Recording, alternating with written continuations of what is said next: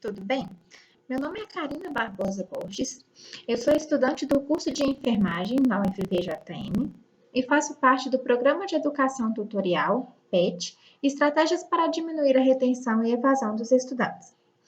Bom, meu objetivo aqui hoje é apresentar para vocês um pouquinho a respeito do resumo que foi submetido na Sintegra com o título Experiências do projeto Reorganizando a Saúde, buscando atualizar sem impactar. Interferências das redes na saúde. Esse resumo ele foi escrito por mim, Karina Barbosa Borges, como petiana do Programa de Educação Tutorial PET Estratégias, pela Aniele Araújo Vieira e pelo Lucas Matheus Advíncula Santos, como colaboradores do projeto, e pela Flaviana Tavares Vieira, tutora do programa e orientadora do nosso resumo. Bom, o que o resumo nos traz? Ele nos traz que adaptar a esses novos hábitos que a pandemia nos trouxe proporcionou um grande desafio para muitas pessoas. E enfatizando então a suspensão das atividades presenciais como uma medida protetiva, as tecnologias elas tornaram-se mais presentes na vida das pessoas. E isso tornou-se um desafio, não apenas pela questão do acesso e aprendizado, que é um pouco restrito e complicado para algumas pessoas, mas também pelos reflexos que a tecnologia, ou mais precisamente o excesso tecnológico, pode trazer para os indivíduos. Esses excessos, eles podem trazer impactos desde as sociais até impactos ergonômicos, por exemplo. Então, eles vão gerar um reflexo direto na saúde da pessoa. Então, o que acontece? Através do PET Estratégias, nós desenvolvemos esse projeto, Reorganizando a Saúde, buscando atualizar sem impactar, que foi elaborado por mim e pela Aniele da enfermagem e pelo Lucas da medicina. E ele teve como objetivo principal orientar a comunidade quanto a esses impactos que o excesso da tecnologia pode trazer. Como que a gente fez isso? Nós elaboramos e divulgamos no Facebook, Instagram, YouTube do PET Estratégias, devido ao grande alcance de visualizações que nós temos nessas redes. Aí nós elaboramos artes que foram divididos em 4 temas principais, que foram o Fica a Dica, o Você Sabia, o Minutinho para a Saúde e os vídeos dos profissionais. Os vídeos dos profissionais nós colocamos eles apenas no YouTube, porque eles ficaram com um tempo de duração um pouco maior e foi justamente para poder trazer uma informação um pouco mais rica do que aquela que a gente trouxe nas demais redes sociais. A interação, ela foi determinada a partir da análise de número de curtidas, comentários, visualizações, compartilhamentos, onde nós levantamos dados baseados nessas métricas, que foram disponíveis, que são disponíveis nas plataformas, e aí a gente pôde perceber determinados resultados. Dentre eles, nós percebemos que o uso do Instagram, quando a gente compara com o Facebook, apresentou um número de visualizações muito maior. Nós percebemos também que as publicações mais curtidas no Instagram foram da categoria do Você Sabia, resultando em quase 40% das nossas curtidas. Quanto aos vídeos publicados no YouTube, os resultados eles mostraram que os vídeos tiveram um total de 171 visualizações, com uma média de 21 visualizações e 7 curtidas por vídeo.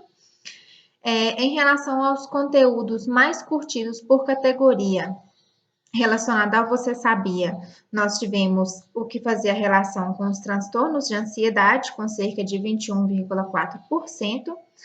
Na categoria do Fica a Dica, nós tivemos a influência das telas dos aparelhos eletrônicos para a saúde, com quase 20%. No Minutinho para a Saúde, a gente teve a relação do foco atencional, com quase 21,4%. E nos vídeos dos profissionais pertencentes as publicações no YouTube, nós tivemos a inserção da tecnologia na infância, que resultou em quase 27% das visualizações. Quando a gente compara as três plataformas, a gente percebe que o local de maior acesso, como já foi dito, foi o Instagram. Então, a gente consegue concluir que os nossos seguidores, eles proporcionam uma credibilidade, eles acreditam muito no que a gente coloca nessas redes, porque eles acompanham, eles fazem questão, né, de visualizar o que a gente está colocando nessas redes diariamente. E também nós percebemos que, diante desses dados, né, que a gente trouxe, percebemos que a divulgação dessas informações nas redes sociais atingiram a população que a gente pretendia e trouxe também conhecimentos sobre a utilização incorreta e exagerada da tecnologia, o que pode ser muito beneficente para muitas pessoas. E o nosso trabalho foi esse. Eu agradeço muito pela participação de todos. Qualquer dúvida, nós estamos à disposição. Muito obrigada.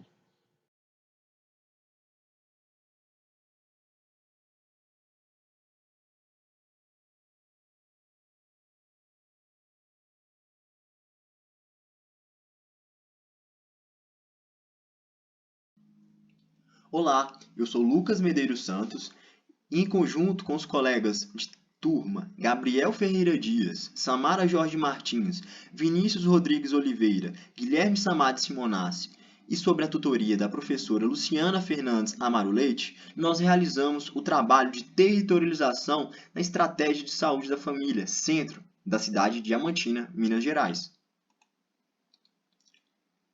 O processo de territorialização ele é fundamental para que possamos conhecer os problemas que a população que vive em determinada área possui. Dessa forma, nosso trabalho teve como objetivo realizar a territorialização da estratégia de saúde da família centro da cidade de Diamantina, Minas Gerais, reconhecendo assim os principais determinantes sociais de saúde dessa área, sendo os determinantes quaisquer fatores ambientais que influenciem direta ou indiretamente na saúde e no bem-estar daquela população. O reconhecimento dos problemas dessa área foi proposto pela disciplina curricular do primeiro semestre do curso de medicina da UFJM, Práticas de Integração Ensino, Serviço e Comunidade, PIESC 1, no qual todos os discentes que realizaram esse trabalho estavam matriculados. O presente trabalho ele foi construído durante as práticas do módulo de PIESC 1 do curso de Medicina da UFVJM Campus JK. Os dados foram coletados diretamente com os agentes comunitários de saúde da SF Centro, Diamantina, Minas Gerais, no quais fica nosso agradecimento pela grande colaboração com o nosso trabalho.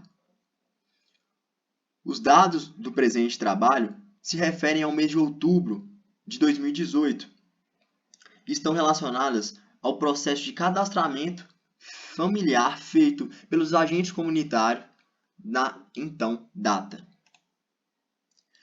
A SF Centro tem um total de 3.193 pessoas cadastradas e um total de 1.118 famílias na sua área adscrita do centro de Diamantina.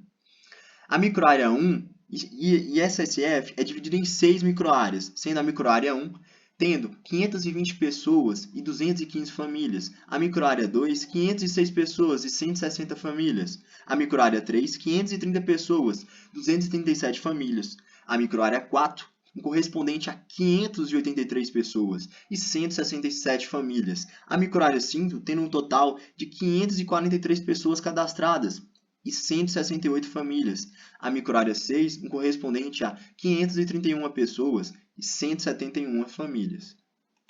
Falando um pouco da prevalência das doenças crônicas na população da SF Centro de Diamantina, nós temos um total de 584 diabéticos, sendo correspondente de 5,76% da população da SF Centro. A microárea 1 possui um total de 16 diabéticos, a microárea 2 um total de 19 diabéticos, a microárea 3, 28, a microárea 4, 43, A microárea 5, 35. E a microárea 6, um total de 43 diabéticos, segundo nossos dados obtidos.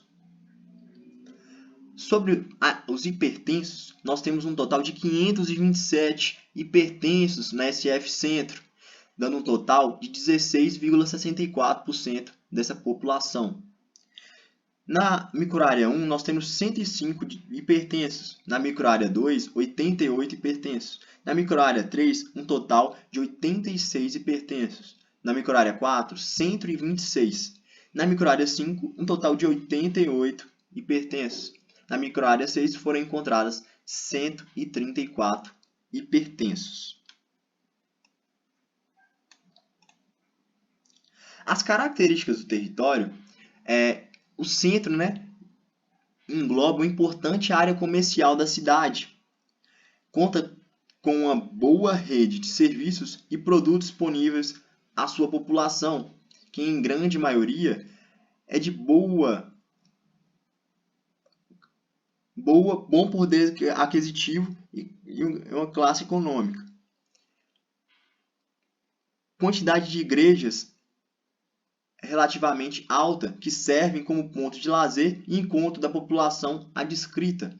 As ruas e calçadas dificultam a locomoção dos moradores adscritos, principalmente por se tratar de um território com grande quantitativo de idosos. Essas são algumas das características marcantes dessa área que a descrita pela SF Centro.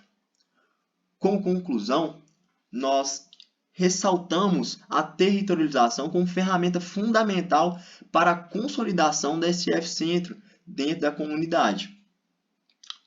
É por meio do processo de territorialização que os profissionais incluídos na SF Centro buscam conhecer as potencialidades do território no qual eles irão trabalhar. Dessas potencialidades, podemos citar os informantes chaves, os pontos de encontro, os determinantes sociais de saúde, as características habitacionais, comerciais e sociais a serem trabalhadas e que interferem no processo de saúde e doença da população adscrita. Agradecemos a atenção e, em especial, à equipe da SF Centro, aos agentes comunitários que possibilitaram e foram extremamente colaborativos com o nosso trabalho. Um grande abraço e agradecimento a todos vocês. Obrigado. Ok. Iremos apresentar agora o nosso trabalho intitulado Mídias Sociais na Educação e Saúde durante a pandemia da Covid-19. O trabalho foi organizado pela Sabrina, Lucas, Ludmila, Angélica, Gabriela e pela orientadora Fernanda. Com a instauração da pandemia da Covid-19 em março de 2020, algumas medidas, como o distanciamento social e o uso obrigatório de máscaras, foram as principais recomendações dadas por órgãos oficiais de saúde. A partir do distanciamento social, as redes sociais foram intensificadas como ferramentas de ensino, negócio e também marketing. O nosso trabalho visou, a partir da educação não tradicional em saúde, aumentar e gerar engajamento e auxiliar a aprendizagem dos alunos. Assim, o trabalho teve como objetivo proporcionar educação continuada de profissionais e estudantes da saúde, utilizando o Instagram como ferramenta de ensino durante a pandemia da Covid-19. O tema trabalhado, sobretudo, foi sobre as infecções relacionadas à assistência à saúde, também conhecidas como IRAS, e a higienização das mãos. Assim, foram produzidos folders digitais, quizzes, vídeos e lives publicadas 3 vezes na semana na conta do Instagram, perfil Projeto Salva Vidas, _UFVJM. Além dos materiais educativos, foram organizados 3 eventos no ano de 2021, sendo eles o primeiro e o segundo webinário sobre higienização das mãos e o primeiro congresso regional sobre infecções relacionadas à assistência à saúde. Hoje, nosso Instagram conta com mais de 600 seguidores e nossas publicações contam com um número de 176, das quais 146 foram apresentadas na forma de folders digitais, 24 na forma de vídeos e 6 lives. Falando um pouquinho do nosso trabalho, o nosso folder digital, que teve o maior número de curtidas, apresentava a divulgação do primeiro Congresso Regional sobre Infecções Relacionadas à Assistência à Saúde, tendo um número de curtidas total de 129. O vídeo com maior número de curtidas foi publicado no dia 1 de maio de 2020. E a live com maior interação foi referente ao controle de infecções no contexto da Covid-19, com 332 visualizações. No primeiro webinário sobre a higienização das mãos, obtivemos 176 inscritos. No segundo webinário sobre higienização das mãos, que ocorreu concomitante ao primeiro Congresso Regional sobre Infecções Relacionadas à Assistência à Saúde, tivemos 339 inscritos. O congresso ocorreu durante 2 dias, em 2 turnos. Neles, obtivemos um grande número de telespectadores. No primeiro dia, tivemos 669 visualizações e no segundo dia, 469. Acreditamos que todos os conteúdos produzidos e as palestras contribuíram para a disseminação da informação, tanto quanto as informações relacionadas à assistência à saúde e também da higienização das mãos. Foi possível concluir até o presente momento que as mídias sociais se tornaram sim uma ferramenta complementar ao ensino tradicional e em tempos de pandemia se sobressai como uma ferramenta de ensino e contribui em diversas áreas para a propagação de conhecimento à comunidade, tanto a científica, acadêmica e a comunidade externa à universidade. Muito obrigado. Esse, mais uma vez, é o nosso @ no Instagram, projeto salvavidas_UFVJM. E para você que quer conhecer um pouco mais o nosso trabalho e as nossas publicações, confira a nossa página no Instagram e nos siga. Até mais. Neste estudo, vamos tratar da relação entre a função autonômica cardíaca e a capacidade de exercício em pacientes em diálise.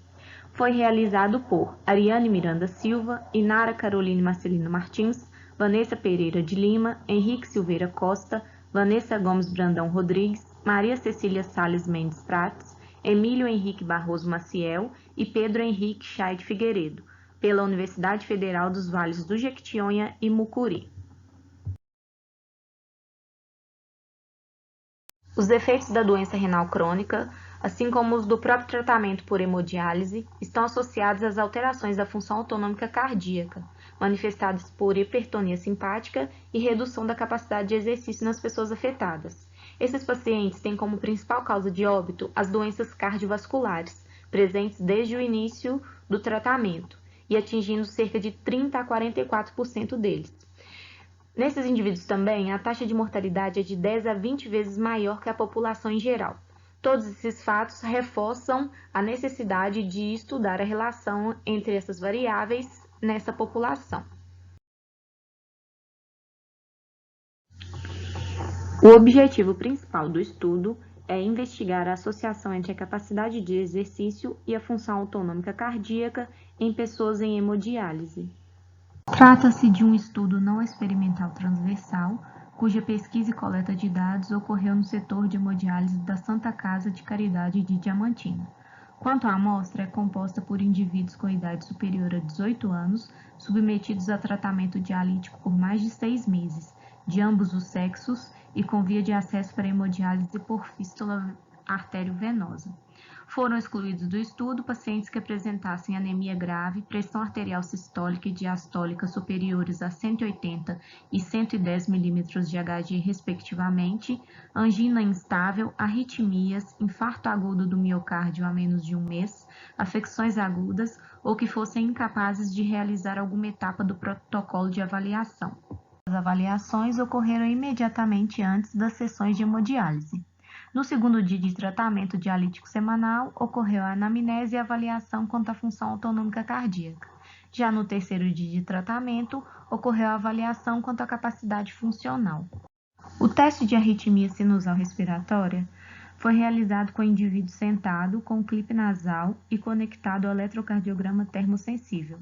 Após um período mínimo de 2 minutos de repouso, os voluntários foram orientados a realizar incursões respiratórias máximas, seguindo o comando verbal e gestual do pesquisador, para iniciar a inspiração e a expiração lenta o suficiente para que cada ciclo respiratório durasse 10 segundos, sendo 5 segundos de inspiração a nível da capacidade pulmonar total e 5 segundos de expiração até a capacidade residual funcional. O registro eletrocardiográfico contínuo a 25 mm por segundo, na derivação D2, foi iniciado 15 segundos antes, mantido durante a manobra e nos 15 segundos posteriores. Uma marca manual simples foi realizada no traçado eletrocardiográfico para determinar as fases do ciclo respiratório. Na vigência de artefatos no traçado, o procedimento foi repetido após um intervalo de 2 minutos, até a obtenção de registro eletrocardiográfico de boa qualidade. Posteriormente, os registros eletrocardiográficos foram analisados pela demarcação dos intervalos RR normais adjacentes, medidos em milissegundos, utilizando uma régua de marcação eletrocardiográfica. Os índices de ASR utilizados foram a razão e a diferença entre o maior intervalo RR expiratório e o menor intervalo RR inspiratório, E dividido por I e E menos I, respectivamente. Foi considerada a disfunção autonômica os valores de E dividido por I inferior a 1,1 e de E menos I inferior a 253 milissegundos.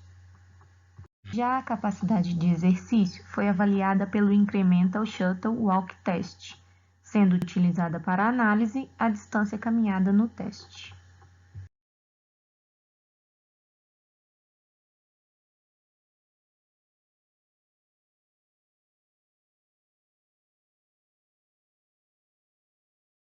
As variáveis analisadas foram a razão e a diferença entre o maior intervalo RR expiratório e o menor intervalo RR inspiratório, durante a manobra de ASR e a distância percorrida no Incremental Shuttle Walk Test. As correlações entre as variáveis foram analisadas pelos coeficientes de correlação de Spearman.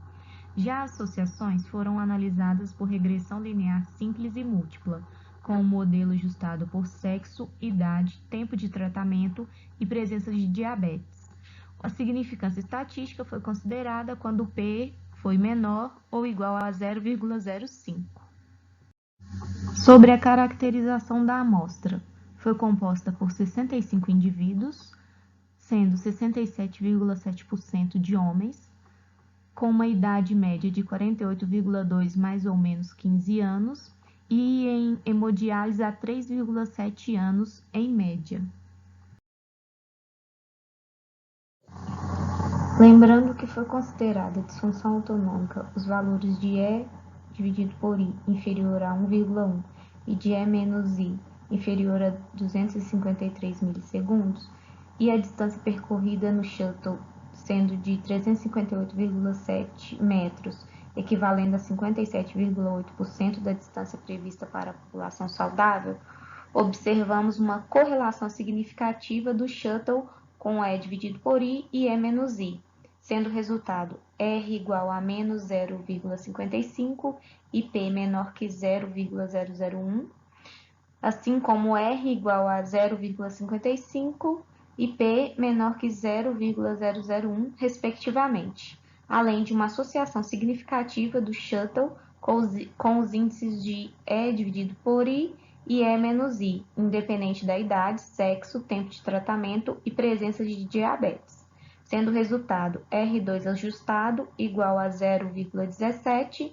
e P igual a 0,001, e R2 ajustado igual a 0,18 e P menor que 0,001, respectivamente. Com base nos resultados de correlação e associação das variáveis, podemos concluir que, Em pessoas com doença renal crônica e hemodiálise, a capacidade de exercício está associada à função autonômica cardíaca, o que reforça a importância de estratégias para ganho de condicionamento físico como uma medida para a prevenção cardiovascular nesta população. Olá, meu nome é Samara, eu sou fisioterapeuta e discente do programa de mestrado em reabilitação e desempenho funcional. Vou apresentar para vocês o trabalho intitulado A Efetividade do Apoio Matricial da Fisioterapia na Atenção Primária à Saúde, protocolo de um ensaio clínico randomizado. O agente comunitário de saúde ele é a base do nosso sistema de saúde. Ele é considerado o elo entre a comunidade e o sistema de saúde.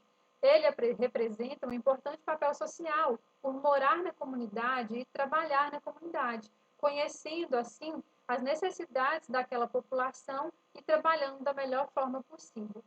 Esses profissionais utilizam de tecnologias leves para realizar o seu trabalho, através da escuta qualificada, da fala e de levar as informações de saúde até o seu superior, gerando discussão de casos e, assim, melhor resolutividade da saúde da sua área de abrangência. Esse profissional deve estar atento a diversas situações de saúde que podem encontrar nos domicílios. Eles devem saber sobre saúde da gestante, da criança, do adolescente, da mulher, do homem, do idoso. Então, é necessário que esses profissionais participem sempre de programas de educação em saúde para se manterem atualizados para melhor trabalhar na sua comunidade.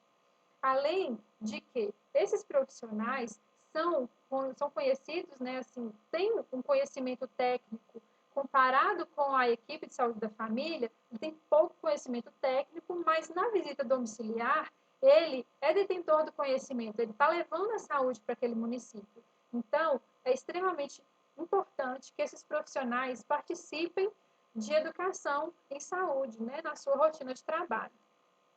O fisioterapeuta, né, tem sido reconhecido na atenção primária há muito pouco tempo. No início dos anos 2000, foi criado a residência multiprofissional em saúde da família, e isso fez com que houvesse mudança na grade curricular do curso, para que essa profissão se adaptasse à nova demanda na atenção primária em saúde.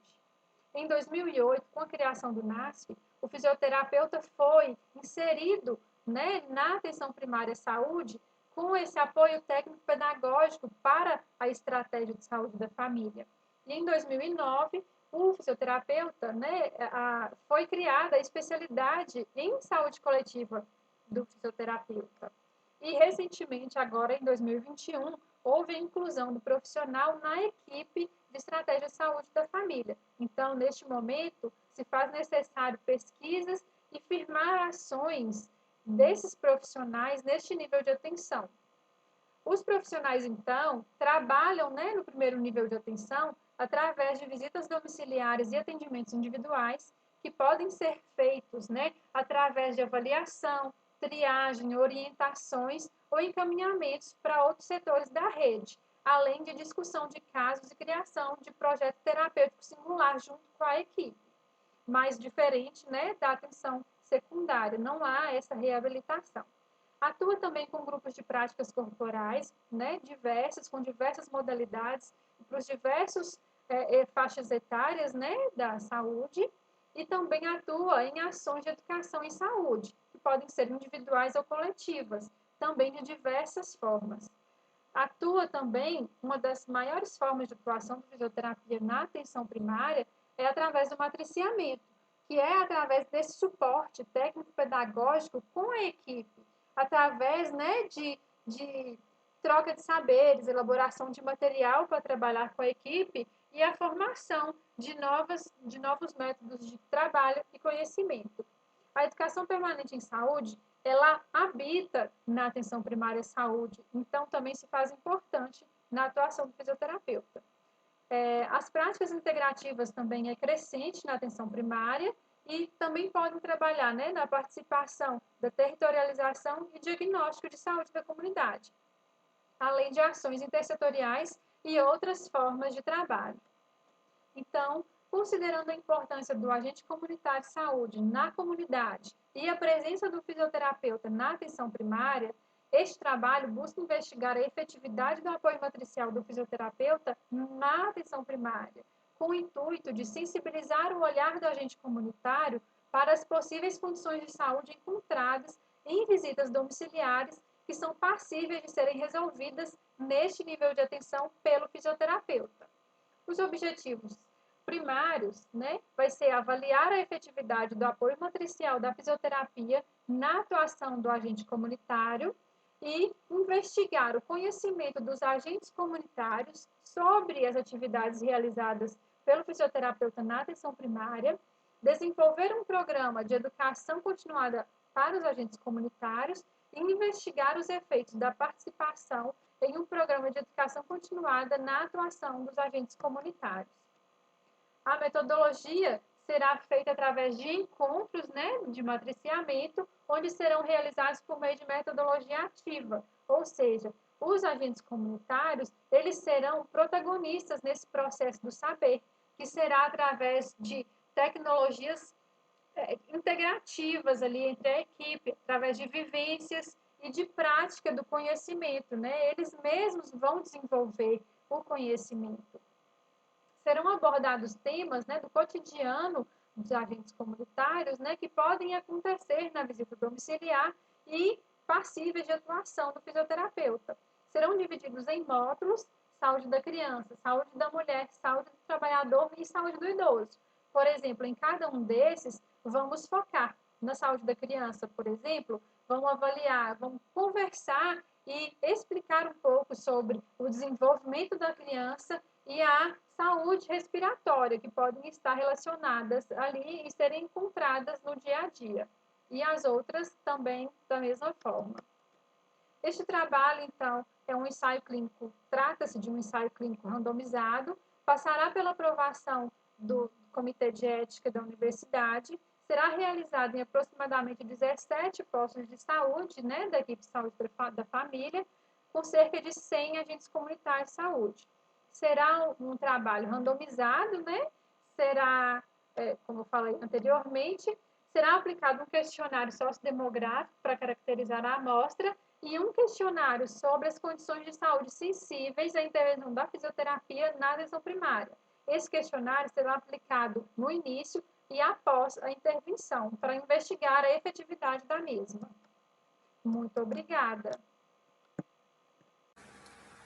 Olá a todos, meu nome é Ramona Ramalho, eu sou aluna do programa de pós-graduação em Ciências da Saúde. Estou aqui para apresentar na 8ª semana de integração Ensino, Pesquisa e Extensão da UFVJM o meu trabalho que está intitulado Efeitos da Atividade Física sobre a Progressão da Doença Periodontal, uma revisão sistemática.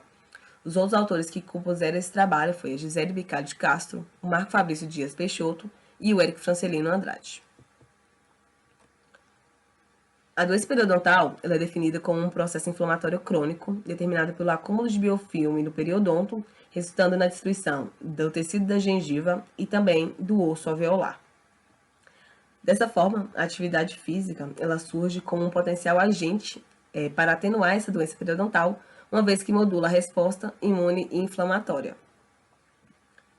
Estudos evidenciam que indivíduos que praticam atividade física regularmente possuem menores níveis de periodontite, uma vez que a atividade física demonstra-se que tem efeito protetor em relação a biomarcadores inflamatórios, aumento de força muscular e de densidade óssea.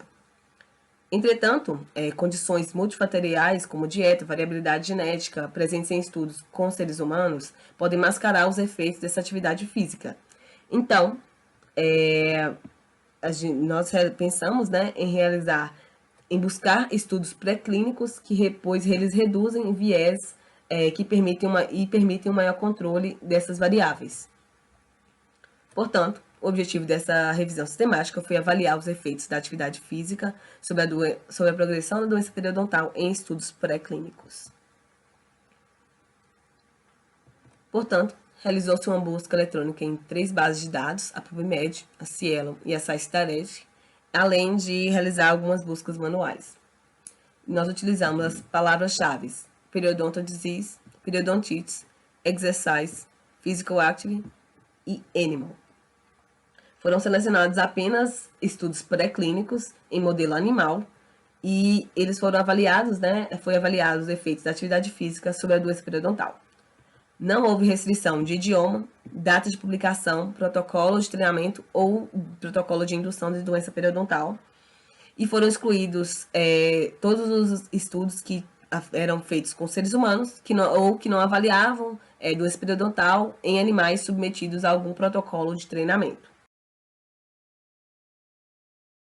Então, nós tínhamos com um total de 546 artigos após buscar nessas bases de dados. Chegamos a esse total, sendo que 542 artigos não atingiram, né, não atenderam ao critério de inclusão, aos critérios mencionados anteriormente, então eles foram excluídos, e nós ficamos com um total de 4 artigos que foram incluídos na nossa revisão sistemática. Dos 4 artigos que foram selecionados, eles utilizaram animais da linhagem Eoista e também que foram submetidos a um protocolo de treinamento de natação.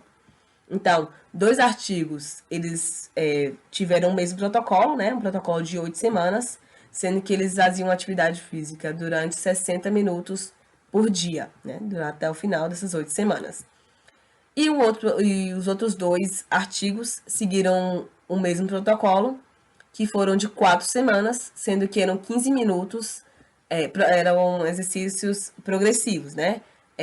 Na primeira semana foram 15 minutos, na segunda semana 30 minutos, na terceira semana 45 minutos, chegando a um total na quarta semana, né, de 60 minutos. Todos eles realizaram também a indução da doença periodontal com fio de algodão, né, por ligadura. Então, eles colocaram um fio de algodão nos molares inferiores desses animais e amarraram e deixaram lá. O protocolo de 8 semanas deixou por 14 dias e o protocolo de 4 semanas deixou por 30 dias. Ao final desses dias, os animais foram eutanasiados e foram avaliados foram colocados para poder fazer estudos ex vivo, né? Principalmente poder avaliar o perfil inflamatório. Tivemos como resultados, em todos os 4 artigos que foram percebidos, que os animais eles tiveram a perda óssea alveolar, né? A doença periodontal foi efetiva nessa perda óssea alveolar, nos animais que tiveram essa indução. No entanto, os animais que fizeram uma atividade física, eles tiveram uma menor perda óssea alveolar, e com um outro resultado que corrobora com esse acima, é que houve uma melhora do perfil inflamatório nos animais que realizaram a atividade física. Então, uma das explicações que eles trouxeram é que, como a atividade física melhorou o perfil inflamatório, principalmente na citocina inflamatória TNF-alfa, né, que ela tem uma contribuição no aumento dessa perda óssea alveolar, então foi possível atenuar essa perda óssea alveolar nesses animais que realizaram o exercício. Portanto, nós conseguimos concluir que em estudos pré-clínicos, a atividade física atenuou a progressão da perda óssea alveolar em animais com doença periodontal induzida por ligadura. Gostaria de agradecer a atenção de todos. Muito obrigada. Oi, pessoal. Espero que todos estejam bem. Prazer, me chamo Caroline. Sou acadêmica de enfermagem da UFVJM e vim apresentar para vocês uma pesquisa desenvolvida sob orientação da professora doutora Ana Paula Azevedo M., que é professora do Departamento de Ciências Básicas também da UFVJM. E o nosso trabalho é intitulado Saúde do Homem e os Interesses Políticos da Sociedade Brasileira de Urologia. Então, para a gente poder entender um pouquinho, né, vamos saber como que teve a criação do documento da Política Nacional de Atenção Integral à Saúde do Homem, que foi divulgada no ano de 2009 pelo Ministério da Saúde e foi elaborada a partir do envolvimento, né, de diversos grupos interessados. E dentre esses grupos, a gente tem a Sociedade Brasileira de Urologia, que ela tem se destacado na atenção à saúde do homem com a divulgação da campanha, que é conhecida nacionalmente, né, Novembro Azul. Então, o nosso estudo, ele buscou analisar as relações entre a SBU, que é a Sociedade Brasileira de Urologia, e o nosso Poder Legislativo. Então, para isso, a gente realizou um estudo documental de abordagem qualitativa, onde a gente realizou busca nos websites da Câmara dos Deputados, do Senado Federal e do Ministério da Saúde, sobre notícias e projetos de leis no período de 2009, de quando foi divulgada a política, até o ano de 2018. E a gente utilizou também a base de dados da Cielo para poder fundamentar a nossa temática com artigos científicos, né, para a gente ter embasamento. E para acessar a base de dados e os websites, foram utilizadas as palavras-chave saúde do homem e política na busca avançada. Então, como resultado, né, a gente pôde perceber uma relação de interesse muito forte entre o movimento do Novembro Azul e o Poder Legislativo, também com a SBU e o Instituto Lado a Lado pela Vida, que é um instituto sem fins lucrativos, que também teve forte participação, principalmente nas campanhas do Novembro Azul. E houve também, a gente pode perceber também, né, uma conveniência de deputados e senadores, porque a sua maioria era médico, especializados em urologia, e enfatizando, né, dois deputados, o deputado muito importante, Jorge Silva, e a senadora Ana Amélia, porque ambos eles possuem uma relação direta com a SBU e com o Instituto Lado a Lado pela Vida. Então, a gente pode perceber, né, através dos projetos de leis, como eles ajudavam de forma direta essas instituições com esses projetos voltados exclusivamente para eles. A gente percebeu também, né, que houve o apoio do Poder Legislativo, que foi a partir de projetos de leis que apoiavam a causa masculina, fazendo ações voltadas para a temática. E a principal ação, como eu já havia dito, é a campanha do Novembro Azul. E como resultado, e como conclusão, a gente pode perceber a defasagem de informações existentes referentes à saúde do homem, deixam, né, as campanhas restritas apenas para o movimento Novembro Azul. É como se eles olhassem para a saúde do homem apenas no mês de novembro, e nos demais meses ela ficasse ali esquecida, o que não pode acontecer, né? E eles abordavam também muitas temáticas de especialidade médica da urologia. Então, é necessário, né, que eles possuíssem um olhar mais integral para a causa, levando em consideração todas as particularidades sociais e culturais existentes à saúde do homem, e não enxergando o homem apenas como uma especialidade médica ali. Então, foi isso, pessoal. Espero que vocês tenham gostado. Muito obrigada pela atenção de todos. Olá, pessoal. Meu nome é Patrícia. Estou aqui na 8ª semana da integração da UFVJM para apresentar, através desse vídeo pôster, o trabalho intitulado Estado Nutricional dos Professores da Educação Básica do município de Diamantina, Minas Gerais. Esse trabalho foi realizado em conjunto com as professoras doutoras do Departamento de Nutrição, Lucilene e Vanessa, e com o professor doutor do Departamento de Matemática e Estatística, professor Emerson. A universalização do ensino nas redes públicas, ela trouxe uma maior complexidade das demandas que são apresentadas aos professores nas escolas. Isso acabou ocasionando, né, uma intensificação do trabalho docente nas escolas. Essa intensificação se deve ao aumento da oferta de atividades dentro e fora da escola, que acaba levando o professor a não ser mais aquela figura que somente ministra aulas ali na sala de aula. Ele acaba sendo aquela figura que está envolvida nas mais diversas atividades da escola, atividades que integram muitas vezes a comunidade escolar, as famílias dos alunos. Então, o professor acaba tendo um excesso de trabalho, né, e de demandas para se preocupar, e muitas vezes pode até estar colocando essa demanda do trabalho acima das suas questões pessoais, das suas questões de saúde. A escola pública, ela acaba sendo um ambiente insalubre para os professores, porque muitas vezes, na maioria das vezes, elas não têm condições físicas de trabalho, né, condições físicas adequadas de trabalho. Elas apresentam altos índices de violência, desrespeito aos professores, excesso de alunos, excesso de carga horária, baixos salários, aos que os professores também são submetidos, fazendo com que tenham que trabalhar mais ainda para poder conseguir, né, sobreviver. Isso tudo pode estar influenciando no estado de saúde dos professores.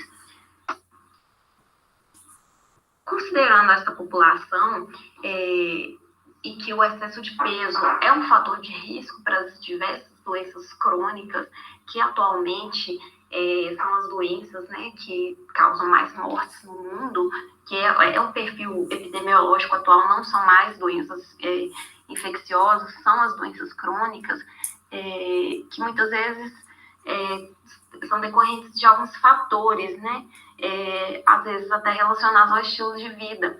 Então, o presente trabalho ele objetivou descrever o estado nutricional desses professores da educação básica, que foi realizado na rede pública com os professores atuantes na cidade de Diamantina, Minas Gerais. Foi um estudo transversal descritivo, os dados foram coletados de pesquisa que foi aprovada pelo Comitê de Ética da UFVJM. De abril a julho de 2021, através da aplicação de questionários. Esses questionários foram aplicados online devido à pandemia da Covid-19, que ocasionou isolamento social. Todos os professores que foram incluídos foram os que aceitaram participar. As medidas de altura e peso foram fornecidas pelos participantes, né, e foram utilizadas para calcular o estado nutricional a partir da classificação do índice de massa corporal.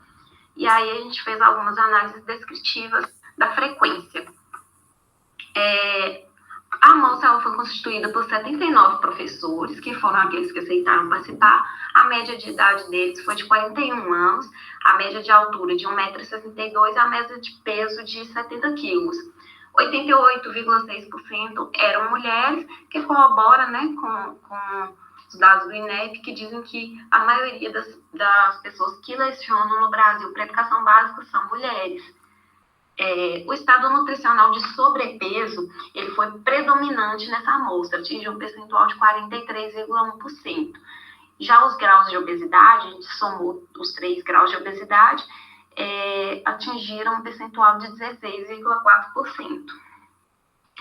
O grupo de professores que moram com o companheiro, eles tiveram uma maior frequência de excesso de peso do que os que não moram.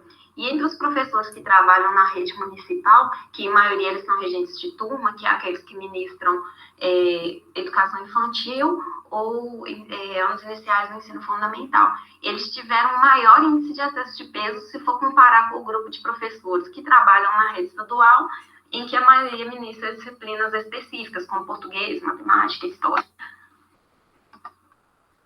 Entre os que não se afastaram do trabalho por motivo de doença, 45,6% estão acima do peso. Já entre os que se afastaram, esse percentual sobe para 78,8%. Então, esse dado deixa claro aí que os professores que estão acima do peso se afastam mais do trabalho, conforme os dados que foram autorreferidos pelos próprios professores, né? O tempo de docência e a carga horária semanal não apresentaram grandes associações numéricas com o estado nutricional desses professores. Já com relação à idade, os professores que têm menos de 39 anos tiveram uma frequência maior de excesso de peso do que os professores que estão acima dessa idade. Os que se autodeclararam brancos, em sua maioria, estão com sobrepeso, e os que se autodeclararam quase pretos, em sua maioria, estão eutróficos, né? Estão no peso normal. Entre as pessoas, professores que têm hipertensão desse grupo, 60% têm algum grau de obesidade, e entre os que não têm hipertensão, somente 10%. E dos professores que têm diabetes, 50% têm algum grau de obesidade. Já entre os não diabéticos, esse percentual já cai para 14,6%. Então, aí dá para a gente perceber que existe uma relação também, né, da obesidade, da hipertensão e da diabetes com a obesidade desses professores. Entre os que necessitam de dieta motivada por alguma enfermidade, 72,2% estão acima do peso. E entre os que não necessitam, o percentual acima do peso é de 55,8%. Então, a gente pode perceber aí que os professores que realizam dieta por alguma recomendação médica, eles estão mais acima do peso. Quando eu falo acima do peso, a gente está somando aquelas categorias de sobrepeso e obesidade, né? Então, eles estão mais acima do peso do que as pessoas que não precisam de dieta por alguma... Então, se chegou à conclusão que existe uma alta prevalência de excesso de peso entre essa amostra estudada, que foi de quase 60%, e que essa prevalência está de acordo com os dados do IBGE de 2009, que dizem que a população brasileira tem 60,3% de excesso de peso, e um pouco maior do que os dados obtidos pela Vigetel em 2020, que dizem que a população brasileira tem 55,4% de sobrepeso, né, de excesso de peso, na verdade, porque seria o sobrepeso e a obesidade. Os dados desse estudo apontam para uma maior prevalência de excesso de peso entre os professores que são regentes de turma do que entre os que ministram disciplinas específicas, e sugerem, então, que o estilo de vida profissional e também as questões pessoais, né, e as socioeconômicas, elas podem estar interferindo aí no estado nutricional desses professores.